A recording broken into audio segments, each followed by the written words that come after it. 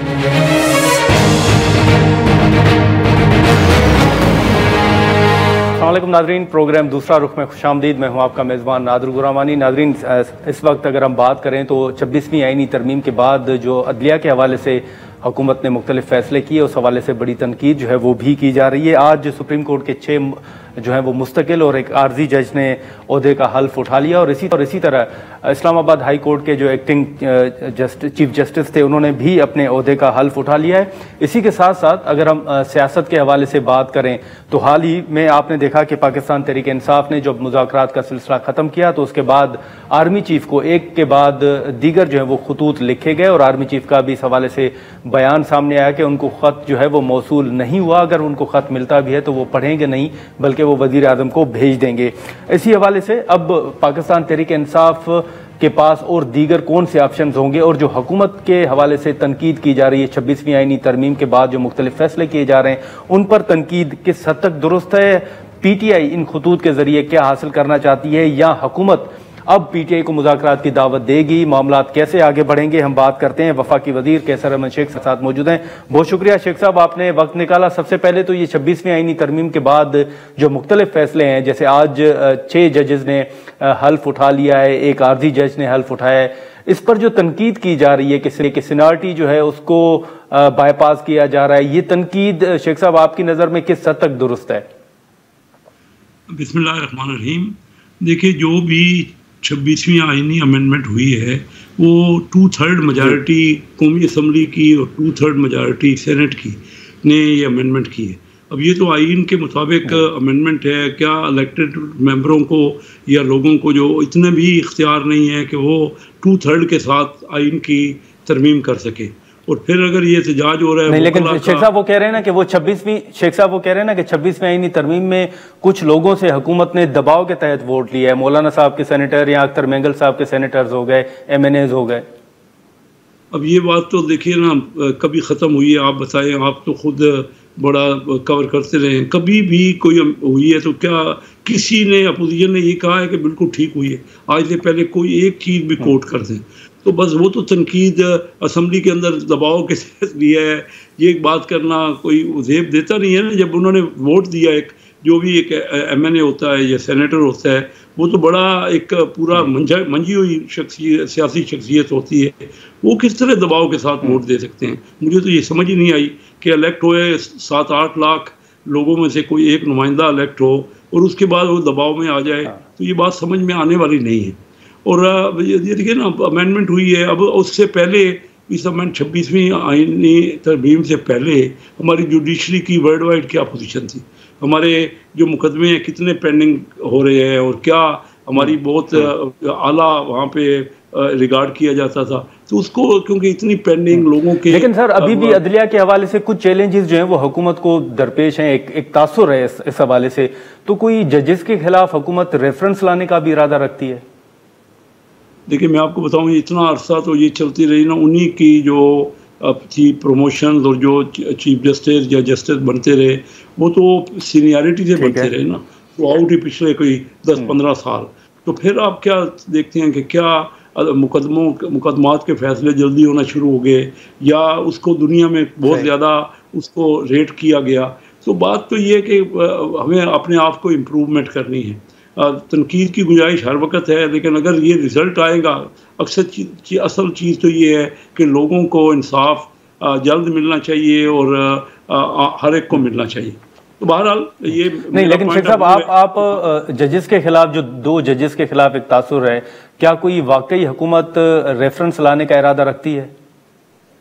मेरे नॉलेज में नहीं है जी, ऐसी कोई बात मैंने ना सुनी है ना। कैबिनेट की मीटिंग में हम परसों भी कैबिनेट की मीटिंग हुई, उसमें किसी किस्म का कोई जिक्र तो इस किस्म का नहीं हुआ। अब अगर आप मीडिया में जितनी भी चीज़ें स्पेकुलेट की जाती हैं, आपको पता है कि कितनी उसमें से दुरुस्त निकलती हैं। ऐसी बात किसी किस्म की मैंने नहीं सुनी। अगर है तो सामने आ जाएगी, तो फिर उसके बाद हम उस पर क्रिटिसिज्म करना है या कोई उस पर तो काबीना में शेख साहब, काबीना में ये जो सियासी माहौल है, सियासी इस्तेहकाम के हवाले से कोई बात हुई? कोई प्राइम मिनिस्टर साहब ने कोई बात की कि सियासी इस्तेहकाम कैसे लाया जाए?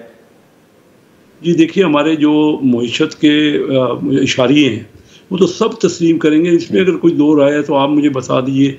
जो कुछ था 2022 जून अप्रैल में जो छोड़ा पीटीआई ने, और जिस तरह मुल्क हमारा डिफ़ॉल्ट हो रहा था, और अभी पिछले दिनों दुबई में प्राइम मिनिस्टर साहब की मुलाकात एमडी आईएमएफ के साथ हुई, और जितने अच्छे उन्होंने किया, कोई सराहा उन्होंने कि जिस तरह इम्प्लीमेंट हो रहा है। देखिए हमारे पास या तो कोई ऑप्शन तो ना, हमें थोड़ा समझना पड़ेगा कि कर्जे हमने इतने ज़्यादा ले लिए, यहाँ ना बाहर की इन्वेस्टमेंट आ रही है, ना कोई वैल्यू एडेड हमारी एक्सपोर्ट हुई है। दुनिया के मुल्कों ने तो देखते देखते कितनी एक्सपोर्ट बढ़ा ली ना, नए मुल्कों ने, वियतनाम ने और ताइवान ने और ये सारे थाईलैंड ने, और इन मुल्कों में बहुत ज़्यादा एक्सपोर्ट लेड ग्रोथ। लेकिन शेख साहब, जैसे आपने काबीना का जिक्र किया, तो अभी जो है वो मामला खतूत का बड़ा ज़ेर बहस है। कल आर्मी चीफ साहब का बयान भी यकीनन आपकी नज़र से गुजरा होगा, तो काबीना के इजलास में कोई खतूत के हवाले से बात हुई, कोई प्राइम मिनिस्टर साहब ने या उनको कोई बताया गया? कल जो ये मैं खुद वहाँ पे, क्योंकि तैयब अर्दगान साहब आए हुए थे और मैं वहाँ खड़ा था जब आर्मी चीफ ने रिप्लाई किया, जर्नलिस्ट ने क्वेश्चन किया, और उन्होंने कहा कि कोई ऐसा ख़त मेरी नज़र से नहीं गुजरा, और अगर कोई आएगा भी ख़त तो हम प्राइम मिनिस्टर, क्योंकि ये काम तो प्राइम मिनिस्टर का है ना, सियासी मामला, उनका तो जो स्टैंड है वो पहले दिन से एक ही है कि बैठ के गुफ्तगू की जाए। और मैं भी हमेशा, हम यही कहते रहे अपोजिशन से, वो पता नहीं किस तरफ देख रहे हैं, डायलॉग के अलावा कोई ऑप्शन दुनिया में और निकला नहीं है। और ये डायलॉग से ये सही बात है कि सियासी माहौल बेहतर होना चाहिए, मैं खुद इससे मुतफिक हूँ, और मैं समझता हूँ कि वो होगा तो हमारी एक मीशत और तेज़ रफ्तार से ग्रोथ होगी, तरक्की होगी। तो मैं ये, तो शेख साहब, अब सियासी इससे काम होना चाहिए, बिल्कुल आप भी इसे इत्तफाक करते हैं। तो अब कल अगर प्राइम मिनिस्टर साहब को खत भेजा जाता है, तो आपकी नज़र में प्राइम मिनिस्टर साहब उस खत का जवाब देंगे? ज़रूर भेजें प्राइम मिनिस्टर साहब को। प्राइम मिनिस्टर साहब उसको गौर करेंगे और मशवरा करेंगे। वो तो कई बार कह चुके हैं, पर प्राइम मिनिस्टर साहब इस मामले में बड़े पॉजिटिव हैं। वो ये कह रहे हैं कि इलेक्शनों की अगर क्योंकि बात हो रही है, तो 2018 और 2024 दोनों इलेक्शनों पे बेशक खुल के बात होनी चाहिए, और वो पार्लिमानी उन्होंने कहा है कि कमेटी बन जाए। और पीटीआई ने भी यही ऑफ़र किया था जब 2018 के इलेक्शनों पे तनकीद होती थी, तो पीटीआई ने भी एक पार्लिमानी कमेटी का उन्होंने तज़किरा किया था, और वही उन्होंने ऑफ़र की थी। हम भी वही ऑफ़र कर रहे हैं। और फिर भी अगर कोई और बात, देखिए डायलॉग में दोनों हर एक को लचक दिखानी चाहिए, और कई ऑप्शन ला सकते हैं, उसमें आपस में रजामंदी हो सकती है, कंसेंसस बन सकता है। मैं समझता हूँ कि अपोजिशन को टाइम ज़ाया नहीं करना चाहिए, ये उनके अपने मफाद में है, लेकिन उन्होंने करके देख लिया, कई बार एहतजाज कर चुके हैं। हर एहतजाज के बाद उनकी पॉपुलैरिटी में कमी आ रही है, और हर एहतजाज के बाद लोग थक जाते हैं। देखिए सिर्फ मैं सियासी आदमी हूँ, सियासी तौर पे मैं ये समझता हूँ कि सिर्फ अगर एहतजाज करेंगे और धरने देंगे और इस किस्म के जो दुनिया में, देखिए एहतजाज का भी तरीक़ाकार है जो सारी दुनिया में राइज है। हमारे यहाँ अनोखा एहतजाज होता है कि आप पार्लियामेंट पे जाके उसको जाके डी चौक पे बैठ जाओ और बंद कर दे। क्या जो यूके, तो आप उनको एक बार फिर मुज़ाकरात की दावत दे रहे हैं कि वो मुज़ाकरात करें?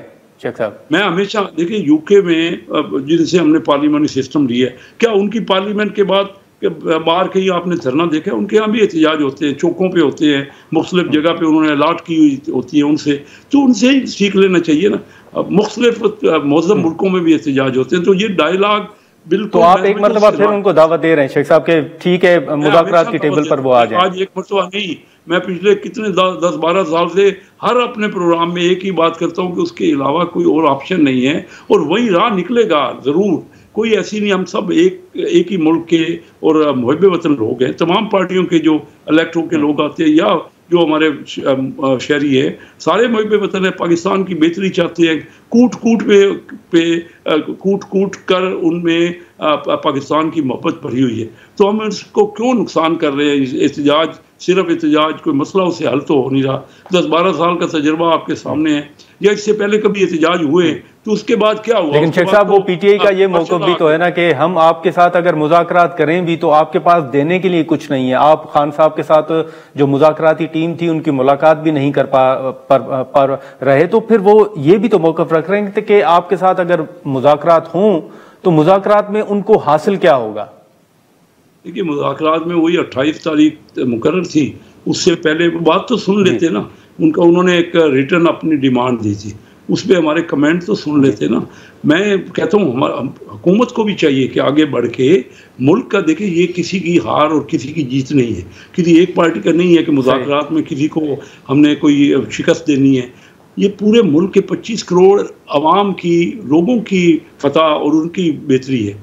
मुज़ाकरात से हल निकलेगा और हम सब जमहूरियत पसंद लोग हैं और इसके अलावा कोई और ऑप्शन नहीं होता। तो मैं समझता हूँ कि जो दुनिया में हमारी हाल है, ये आज भी देखिए ना, ये IMF के पास जाके एहतजाज करना, ये कहना कि आप रेमिटेंस लोग पाकिस्तानी ना भेजें, उसका कोई असर तो हो नहीं रहा। इनका क्या बेनिफिट हो रहा है? और लेकिन आपने शेख साहब IMF का जिक्र किया, IMF का आपने जिक्र किया शेख साहब, तो अब एक तनकीद तो हुकूमत के ऊपर ये भी हो रही है कि IMF के वफ्द ने चीफ जस्टिस से जो मुलाकात की, पहले हमने देखा कि मुलाकातें हुई, उसके बाद जो इत्तेहादी जमातें थीं उनके साथ मुलाकातें हुई, अब ये तनकीद हो रही है कि उस वफ्द को चीफ जस्टिस के साथ मुलाकात करने की जरूरत क्यों पेश आई? देखिए, चीफ जस्टिस साहब की रजामंदी से हुई है ना, कोई ये तो नहीं है कि कोई इस तरह, और अगर कोई IMF की हुए उसकी बातें सामने आ गई हैं, ये तो गुड गवर्नेंस की बातें हैं। और अगर कोई सरसरी मुलाकात हुई है तो उसमें ऐसा कोई तो नहीं हुआ पाकिस्तान में चीफ जस्टिस से, अगर और भी कोई कहेगा और चीफ जस्टिस की रजामंदी होगी तो ज़रूर मुलाकात करेंगे। तो ये मैं नहीं समझता कि ये बात को इतनी अनहोनी है। वो एक हमारा इदारा है और मुलाकात अगर हुई है तो उसमें कोई ये तो नहीं कि कोई उनकी कोई कंडीशन थी या इस तरह का मामला। मैं समझता हूँ ये हमें आपस में मिल बैठ के तरीक़ाकार बनाना चाहिए। ये क्या कर रहे थे जो IMF के साथ इन्होंने मुज़ाकरात किए, PTI ने, और फिर मुज़ाकरात पे अमल नहीं किया। जो उन्होंने कहा कि पेट्रोलियम लेवी जो है हम लगाएंगे, फिर नहीं लगाई, तो वो काफ़ी नाराज़ थे। बड़ी मुश्किल से पाकिस्तान को डिफ़ॉल्ट होने से बचाया गया है। और प्राइम मिनिस्टर साहब अभी रिसेंटली जो दुबई MD IMF से मिले हैं, उनका MD साहबा का कहना था वो पाकिस्तान आने चाह रही हैं खुद यहाँ पे। और मैं ये समझता हूँ कि बड़ी मुफाहमत आपस में बेहतर एक दूसरे के साथ ये यूनिफॉर्मिटी क्रिएट हो रही है। और हमारी इकानमी तो देख लीजिए ना। नहीं, लेकिन शेख साहब आज की अगर आप ये खबर उठा के देख लें तो उसमें तो ये भी एक चीज सामने आ रही है ना कि IMF की एक शर्त थी जो कि FBR से टैक्स पॉलिसी बनाने का जो इख्तियार था वो वापस लिया गया है और वो वापस IMF की शराइत के मुताबिक लिया गया है। ऐसी कोई बात मैंने नहीं सुनी। FBR ही ऑथोराइज है, वही टैक्स लगाते हैं और अभी तक तो और कोई इदारा सामने नहीं आया। अगर कोई आएगा तो बात आपके सामने आ जाएगी। ऐसा कोई कंडीशन मेरे नॉलेज में नहीं है।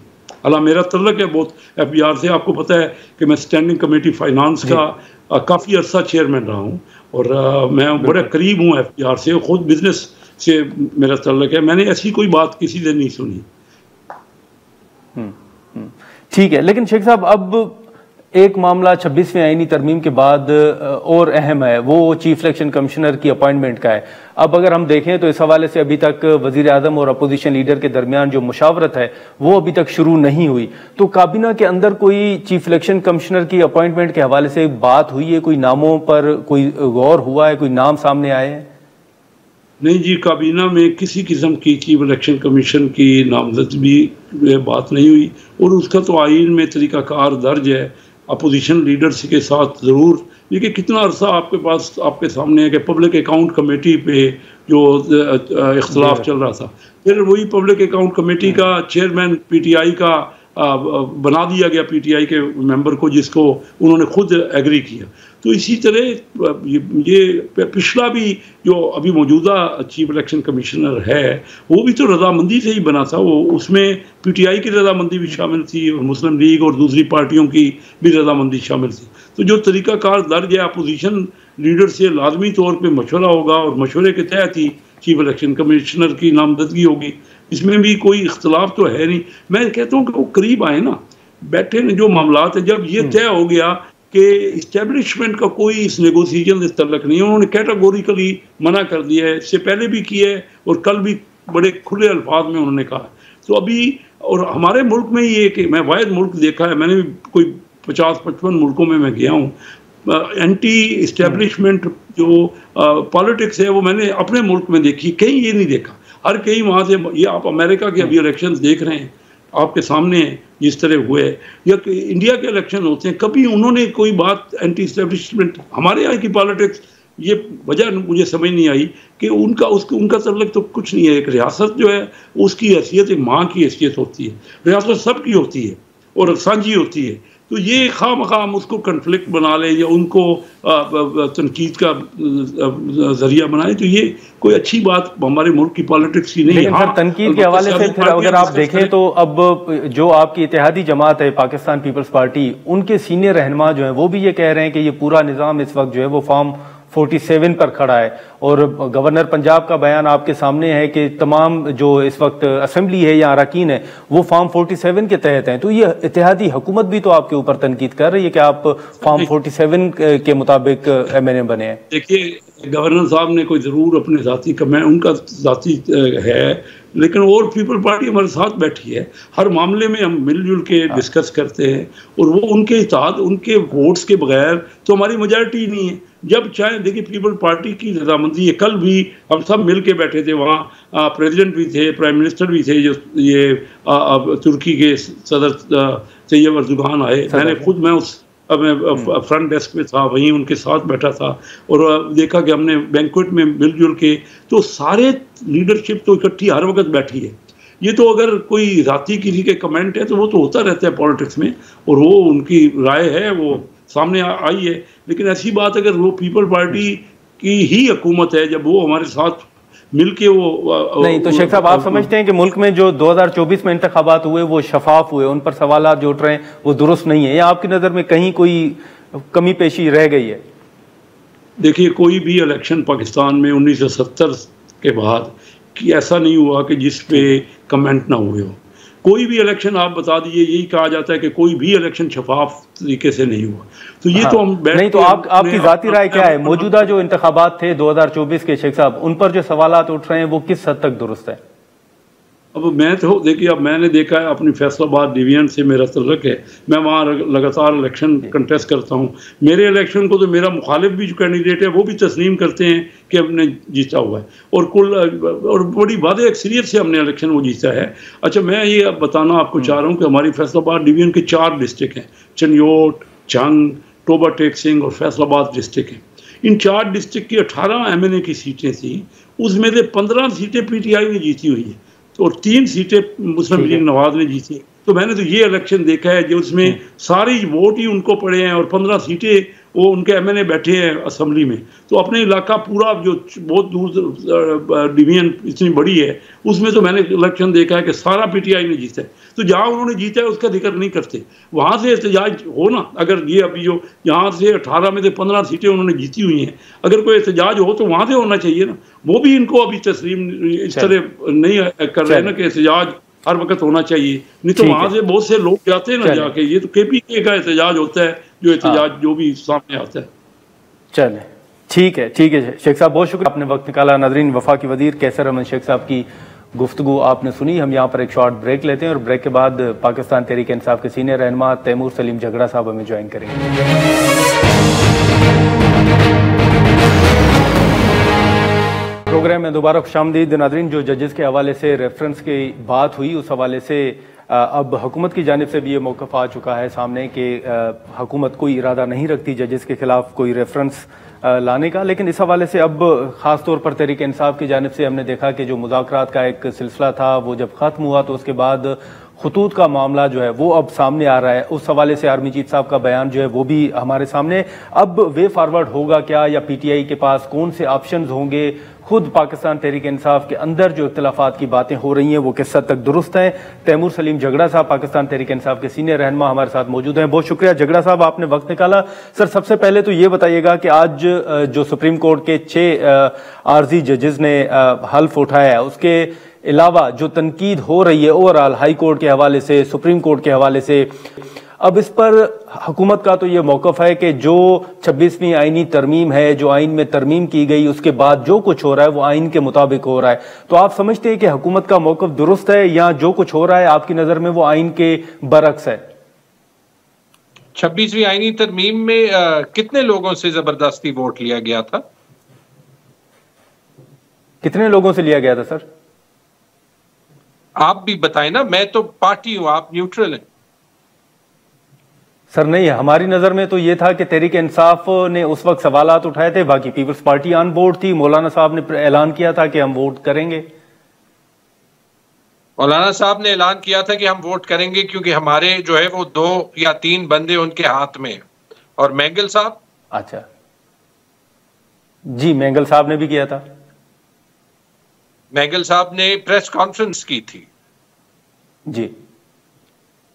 प्रेस कॉन्फ्रेंस में उनके साथ उनके 2 MNAs थे या सेनेटर्स थे, जिसमें उन्होंने कहा था कि जबरदस्ती वोट कराया गया था। Am I correct? और फिर उसके बाद सरकारी नशरियात पे उन्हीं जनाबात की जैसे अमूमन होती है, जैसे रावलपिंडी के कमिश्नर का फिर करेक्शन बयान चला, उनका भी चला। करेक्ट? सही। वो आपको सब कुछ बता देता है और उससे पहले और उसके बाद के जो वाकयात हैं वो भी आपको बता देते हैं। उससे पहले क्या वाकयात, जैसे प्रैक्टिस एंड प्रोसीजर एक्ट जो है वो चेंज किया, और उसके बाद क्या वाकयात, ये जो अभी इस्लामाबाद हाई कोर्ट में ड्रामा हुआ है। देखिए, आप हर चीज को इंटेंशंस के साथ देखते हैं। इस्लामाबाद हाई कोर्ट में आईनी बेंच बनाना इतना जरूरी था, आज तक इस्लामाबाद हाई कोर्ट में आईनी बेंच नहीं बना। वफाक की हुकूमत है, राइट? ठीक है, आईनी बेंच नहीं बना, सिर्फ उन कोर्ट्स में आईनी बेंच बना जहां पे तासुर ये हुआ कि इंडिपेंडेंट जजेस हैं और डिपेंडेंट जजेस भी हैं, तो जो जजेस ज्यादा इंडिपेंडेंट थे उनको निकाल के बेंच बना। बेसिकली मेरे ख्याल में सिर्फ वफाक में और शायद सिंध में। और अभी जो आपने इस्लामाबाद में देखा कि चीफ जस्टिस के एलिवेशन से पहले जो है यहां पे 3 जजेस ट्रांसफर किए जाते हैं। ये कोइंसिडेंस है कि नीचे जो सारे जजेस हैं इस्लामाबाद हाई कोर्ट में, वो है जिन्होंने रियासत से कंप्लेंट की है कि उन पे प्रेशर डाला जा रहा है मनमानी के फैसले देने के लिए।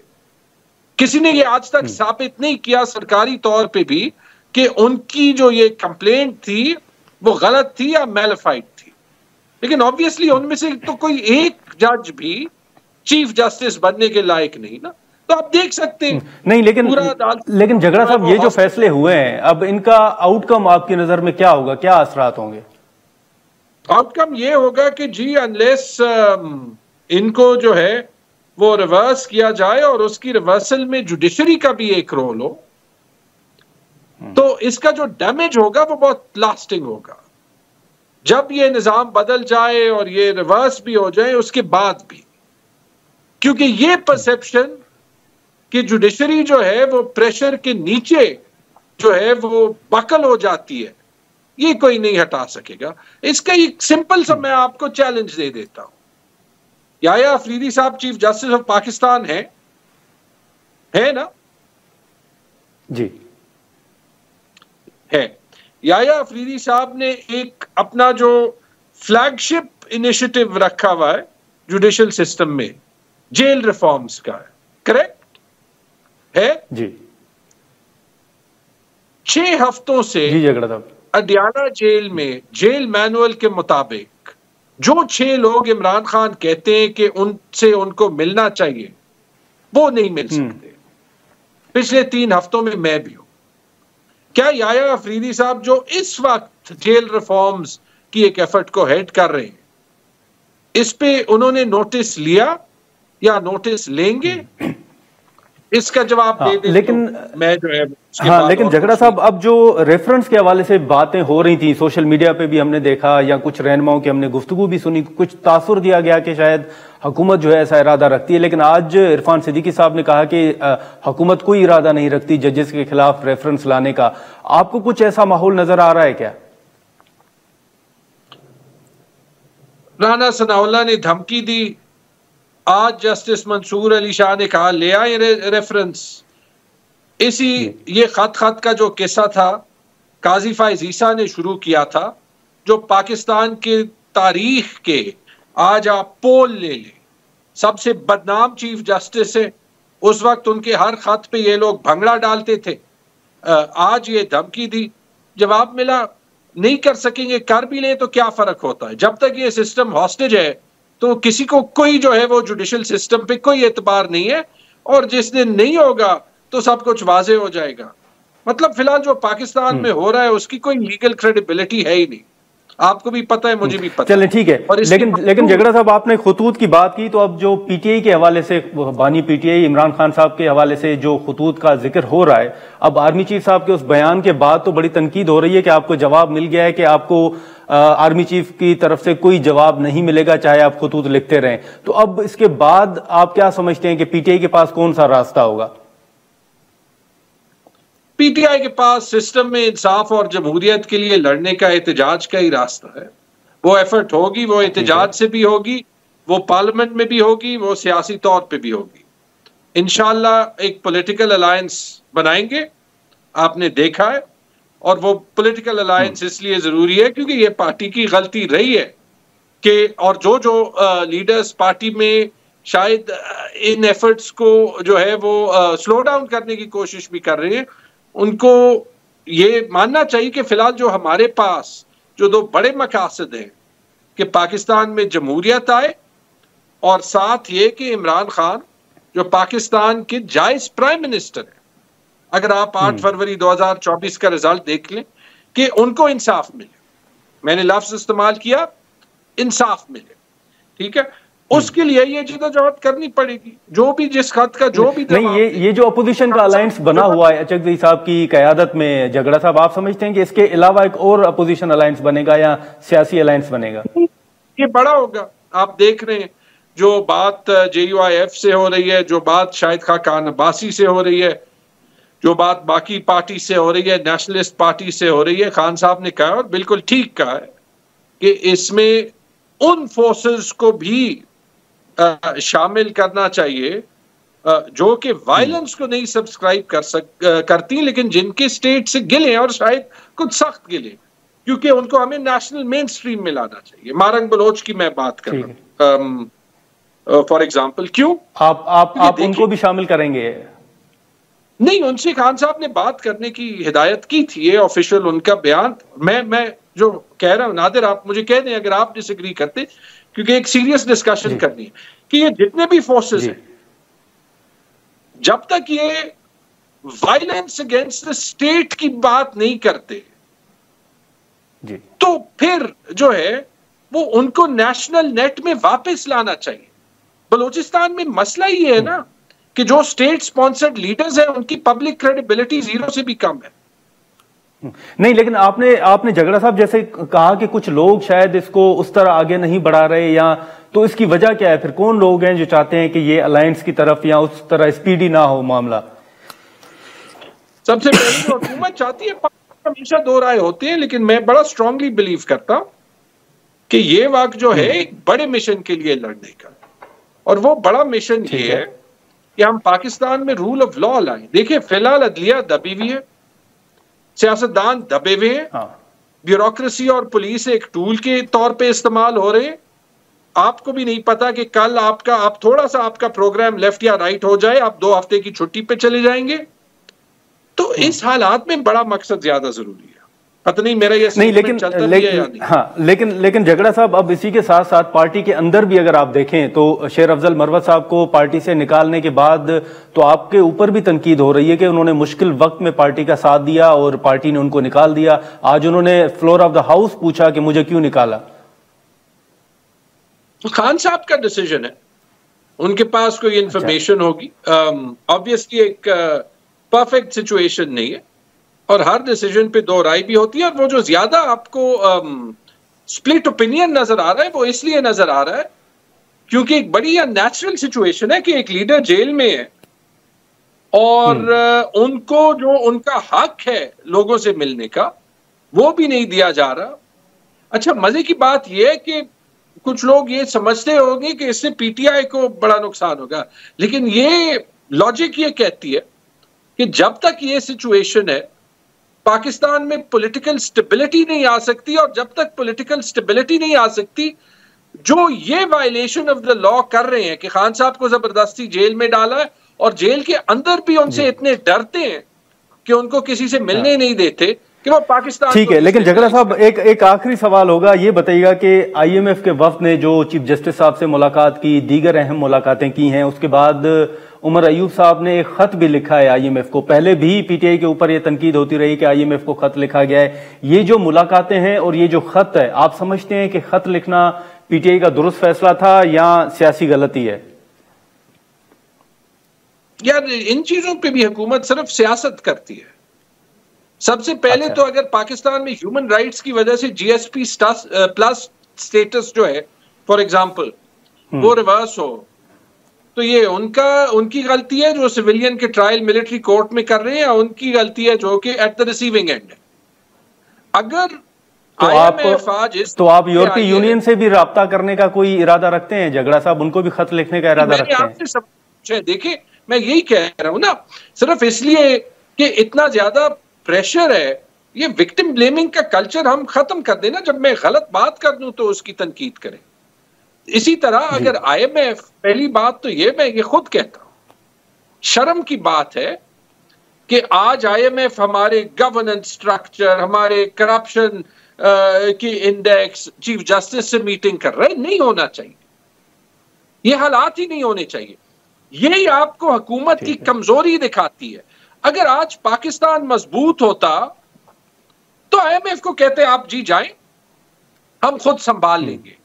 आपकी वो पोजीशन नहीं है ना, इसलिए जब वो कहते हैं कि एग्रीकल्चर पे आज टैक्स लगाओ, 70 साल आपने नहीं लगाया, हालांकि एक लेजिटिमेट एग्रीकल्चर इनकम टैक्स निजाम बनना चाहिए था, आज जबरदस्ती उनके कहने पे लगाया।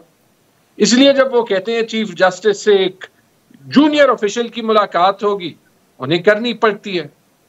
देखिए ये पहले भी पॉलिटिसाइज हुआ था। मेरे पे इल्जाम लगता है ना खत का, मुझे बता दे किसको खत लिखा था मैंने,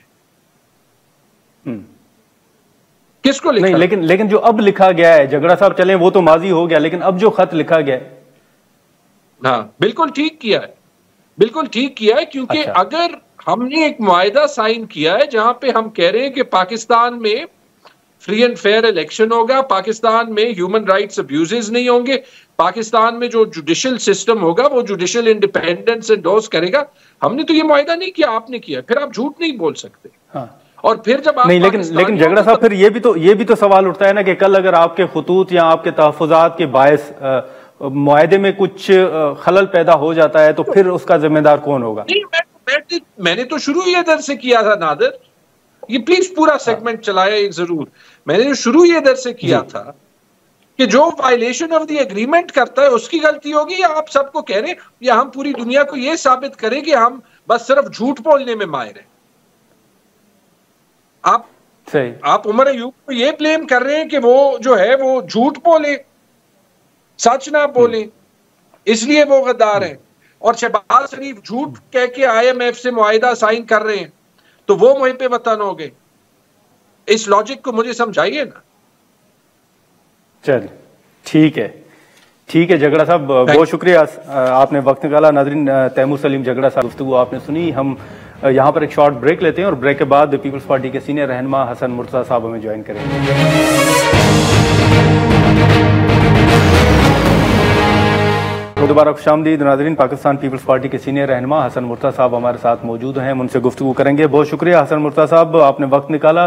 सर ये बताइएगा कि 26वीं आईनी तरमीम के बाद अब कई जो सवालात हैं वो उठाए जा रहे हैं, जो स्ट्रक्चर है अपना अदलिया के हवाले से कि भाई उसको तब्दील किया जा रहा है, अपनी मर्जी के जजेस लाए जा रहे हैं। अब ये जो तनकीद हो रही है, जो आज जजेस ने हल्फ उठाया है, बतौर इत्तेहादी जमात हसन मुर्तज़ा साहब आप समझते हैं कि सब कुछ ठीक हो रहा है या आपको भी कहीं तहफ़्फ़ुज़ात हैं?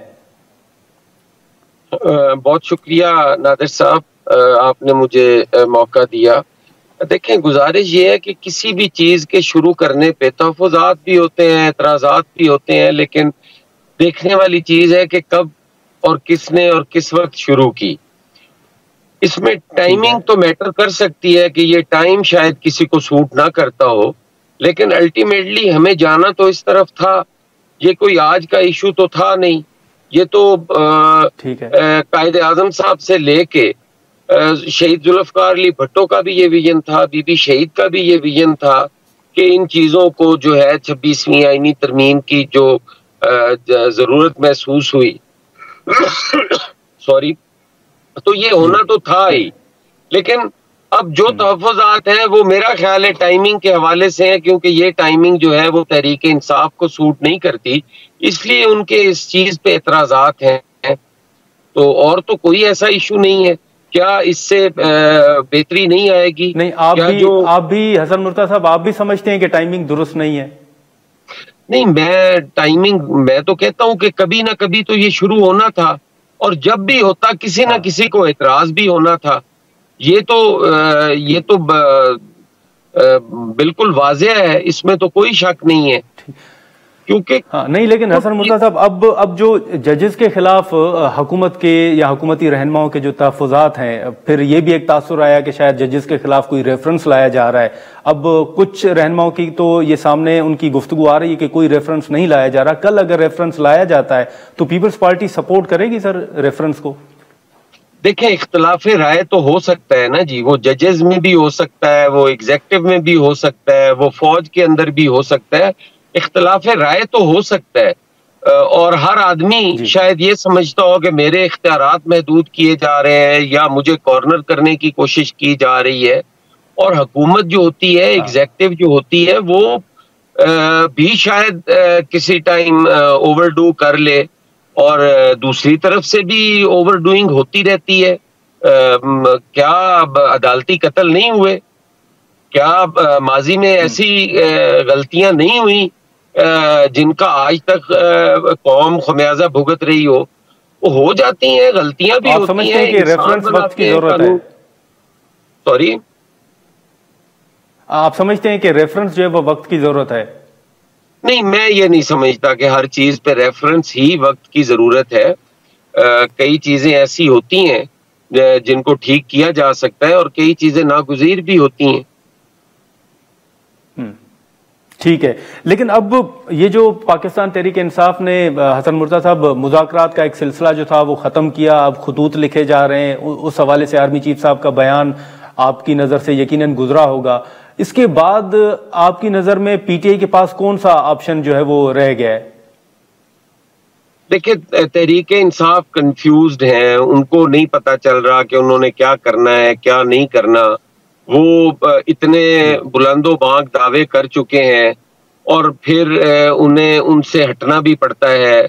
मुज़ाकरात के लिए खुद उन्होंने दावत दी, पहले कहते थे कि हमने बात नहीं करनी, चोरों के साथ बैठना नहीं है, फिर मुज़ाकरात के लिए बैठ गए, फिर उन्होंने मुज़ाकरात ख़त्म कर दिए।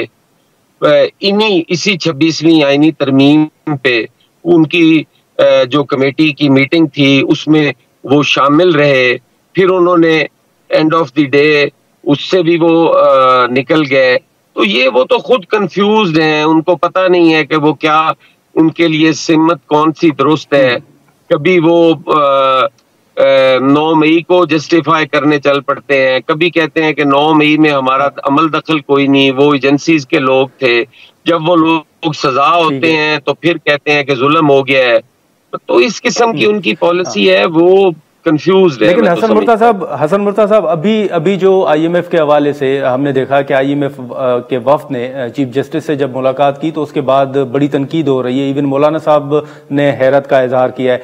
तो आप समझते हैं कि ये जो आईएमएफ के वफ्द की चीफ जस्टिस से मुलाकात आपकी नज़र में ये दुरुस्त एक कदम है या एक मूव है, आप समझते हैं, या नहीं होनी चाहिए थी?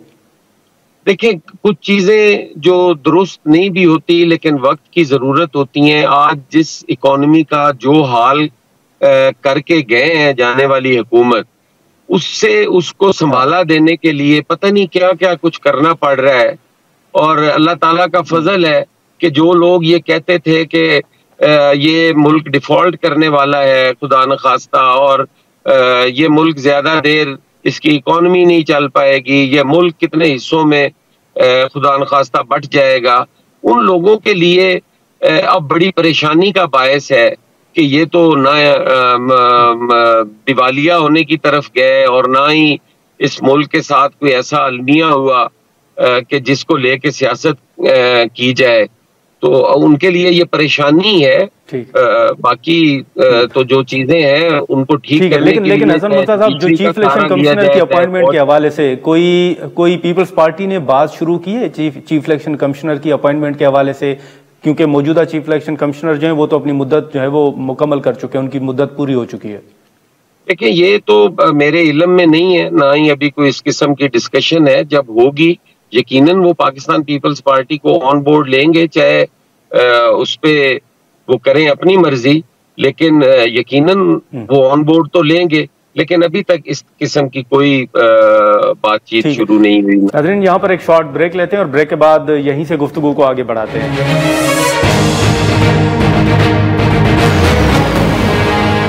प्रोग्राम में एक बार फिर खुशामदीद। हसन मुर्तज़ा साहब, अभी चले पीटीआई के तहफ़्फ़ुज़ात अपनी जगह, लेकिन आप एक कमेटी भी बनी थी पीपल्स पार्टी के तहफ़्फ़ुज़ात दूर करने के लिए। अब तो ये भी खबरें सामने आ रही हैं कि ऐवान सदर जो है उनकी हिदायत पर भी वज़ीर आज़म हाफिज़ जो है वो अमल दरामद नहीं कर रहा। तो आपके तहफ़्फ़ुज़ात दूर ना होने में सबसे बड़ी रुकावट क्या है? देखें, वो नीयत का फतूर है। हमने तो PMLN के लिए कभी भी ऐसा गड़ा नहीं खोदा कि जिसमें वो दफन हो जाए, लेकिन वो हमेशा ये सोचते हैं कि शायद पीपल्स पार्टी की अगर पंजाब के अंदर रिवाइवल हो गई तो उनके लिए स्पेस नहीं बचेगी। तो ये पॉलिटिकल पार्टीज में ये खतरात खदशात होते भी हैं, लेकिन पीपल्स पार्टी जो है वो हमेशा अपने इत्तेहादियों को साथ लेके चलती है, उनके साथ मशावरत के साथ चलती है। तो हसन मुर्तज़ा, पंजाब के अंदर आप नहीं समझते कि वज़ीर आला से मुलाकात करके जो आपके तहफ़्फ़ुज़ात हैं तो वो मरियम साहिबा से मुलाकात करके कोई दूर किए जाएं? देखिए, इसमें इनिशिएटिव तो जो है वो गवर्नमेंट को लेना पड़ता है। उनका वो लीडिंग पोजीशन में है, गिविंग हैंड है, उनको लेना चाहिए। अगर वो नहीं लेते तो उस पे अब हम क्या करें? हमारी तो कमेटीज ही मीट कर सकती है ना जी। फिर कमेटी जाती है, वो बेचारी इतनी बेख्तियार है, वो जाती है, वो बात करती है। अब पता नहीं मरियम बीबी नहीं मानते या वो कमेटी की नीयत ठीक नहीं है, ये तो अल्लाह ही जानता है। लेकिन पाकिस्तान पीपल्स पार्टी तो जब भी मीटिंग होती है उनके सामने वो चीजें रखती है कि ये चीजें हैं। नहीं, लेकिन आपके तहफ़्फ़ुज़ात दूर नहीं होते तो हसन मुर्तज़ा साहब, आप इसी तरह चलते रहेंगे अपने तहफ़्फ़ुज़ात साथ लेकर हुकूमत के साथ? देखिए, चैलेंजेस को जब देखते हैं तो उस वक्त ये ख्याल आता है कि अगर हमने इन्हें छोड़ दिया और मुल्क इस वक्त जिस हालत से गुजर रहा है, यकीनन उसके लिए मुश्किलात पैदा होंगी। रियासत को जो खदशात और खतरात इस वक्त लाक है, लॉ एंड ऑर्डर की सूरत हाल देख लें आप, बिजनेस कम्युनिटी को देख लें, इंतहाई मायूसी है। हमारी जो एक्सपोर्ट्स हैं वो बिल्कुल ख़त्म हो चुकी हैं। तो ये सारी चीज़ें जब हम देखते हैं तो हम सोचते हैं कि पीपल्स पार्टी ने तो हमेशा रियासत बचाई है, सियासत कुर्बान की है। तो हम कहीं किसी बुरे नतीजे की तरफ ना चले जाएं। यही खदशात है साथ बैठने के, वगरना इनके साथ तो एक लम्हा नहीं बैठा जा सकता। ठीक है, लेकिन ये जो फॉर्म 47 का मामला है हसन मुर्तज़ा साहब, इस हवाले से जब पीटीआई बात करती है तो आप उसको मुस्तरद भी करते हैं। आप कहते हैं कि ये इल्ज़ामात हमेशा लगते हैं, आपसे मुराद मुख्तलिफ जो इत्तेहादी जमातें हैं वो। तो अब जो गवर्नर पंजाब हैं उनका बयान आपकी नज़र से गुजरा होगा, वो तो पूरे सिस्टम पे सवालात उठा रहे हैं। वो तो कह रहे हैं कि पूरा निज़ाम जो है फॉर्म 47 पे खड़ा है। आप उनसे इत्तफाक करते हैं कि वाकई पंजाब के अंदर वो नवाज शरीफ साहब की सीट हो या मरियम साहिबा की हो, वो भी उस तरह नहीं जीते जो गवर्नर साहब का इशारा है? देखिए, मुझे उनका तो नहीं पता, मैं अपने हल्के में था, अपने हल्के के हालात का मुझे पता है कि मैं तो विक्टिम हूँ खुद।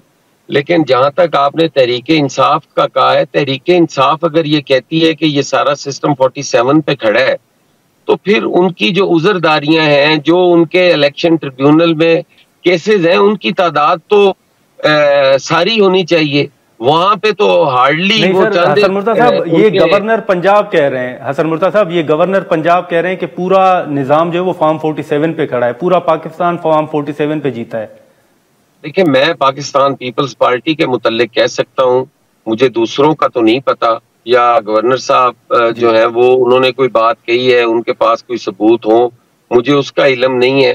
मैं पाकिस्तान पीपल्स पार्टी का यकीन के साथ कह सकता हूँ कि अगर हम फॉर्म 47 का फायदे हासिल हमने किया होता तो फिर पंजाब के अंदर हमारी भी एक अक्सरियत होती, या कम अज कम हम पिछले इलेक्शन से ज्यादा सीटें जीतते। हमने तो इस दफा, पिछली दफा मैं भी मेंबर था, राजा परवेज अशरफ थे, 2 बंदे थे, एक कौमी असेंबली में, एक सूबाई असेंबली में, तो हमने तो एक सीट लूज की है, हमें 47 कहां से मिल गया? तो ये 47 वाला मेरा ख्याल है ये दुरुस्त नहीं है कि सारा सिस्टम जो है वो 47 पे बेस्ड कर रहा है, ये दुरुस्त नहीं है मेरे ख्याल में। ठीक है, लेकिन फिर अब सर सियासी इस्तेकाम के लिए आप क्या समझते हैं कि पार्लियामेंट्री कमेटी का एक मशवरा या तजवीज़ जो है वो प्राइम मिनिस्टर साहब ने दी तो थी, लेकिन उस पर कोई पेशरफ्त नहीं हुई। तो आपकी नज़र में सियासी इस्तेकाम के लिए फिर क्या होना चाहिए? उसमें कोई पीपल्स पार्टी कोई इनिशिएटिव लेगी, कोई आगे बढ़ेगी? आप समझते हैं कि बढ़ना चाहिए? देखिए, हम तो आज भी कहते हैं PMLN से कि उनको होश के नौखन लेने चाहिए। मुल्क इस चीज का मुतहम्मिल नहीं है कि आज हम बैठ के इक़्तिदार की बंदरबांट कर रहे हो। आज हमें मुल्क के लिए काम करना है और हमने तो पहले दिन कहा था कि चार्टर ऑफ इकोनॉमी होना चाहिए, सारी जमातों को बैठना चाहिए, तहरीक इंसाफ को भी हम तो कहते हैं बैठे, मौलाना साहब भी बैठे, MQM भी बैठे, सारे स्टेक होल्डर्स बैठ के इन मामलात को देखें और इन पे जो करने की जरूरत है वो करें। और हुकूमत को ही उस पे आगे बढ़ना होगा, हुकूमत को ही उसके लिए सारा कुछ करने की जरूरत है मुज़ाकरात के हवाले से। जी अच्छा, ठीक है। हसन मुर्तज़ा साहब बहुत शुक्रिया सर, आपने वक्त निकाला। नाज़रीन, मुर्तज़ा साहब की गुफ्तगू आपने सुनी। अब उनका मौक़िफ़ है कि मुल्क में सियासी इस्तेकाम के लिए अगर पाकिस्तान तहरीक इंसाफ ने इनकार कर दिया है तो फिर हुकूमत की जिम्मेदारी बनती है कि वो पहल करे और हुकूमत को ही आगे बढ़ना होगा। आज के प्रोग्राम में इतना ही, इजाज़त दीजिए, अल्लाह हाफ़िज़।